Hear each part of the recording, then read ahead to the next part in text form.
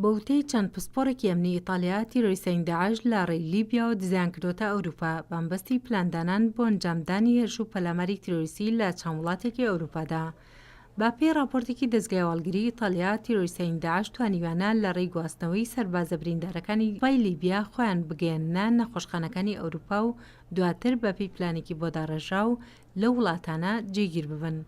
دەزگای هەواڵگری ئیتالیا باسی لەوەش کردووە تیرۆریستەی داعش لە کاتی گواستنەوەیان بۆ دەرەوەی لیبیا پاسپۆرتی ساختەیان بەکارێنەوە و حکوومەتی لیبیاش لە ئێستادا لیژنێکی بۆ لێکۆڵینەوە لە دزەکردنی تیرۆریستان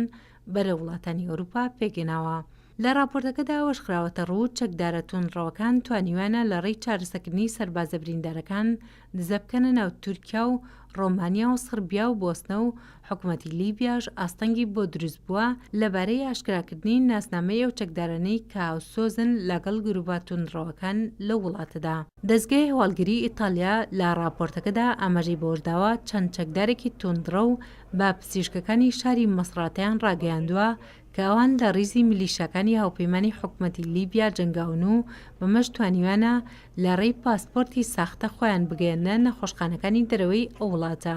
لای خۆشیەوە سەرچاوەیەکی ئەمنی لە ئیتالیا ڕێگەیاند پێشتر و بە پێی لێکۆڵینەوەکان سەرچاوەی هێرش و پەلامارە تیرۆریستەکان وڵاتانی سووریا بووە، بەڵام لە ئێستادا لیبیا بۆتە ڕێڕەوێکی سەرەکی کە تیرۆریستان بەهۆیەوە دزیان کردوتە ناو وڵاتانی ئەوروپا و ئەمە ژوای کردووە ڕێوشوێنی ئەمنی توندتر لە وڵاتانەدا بگیرێتە بەر.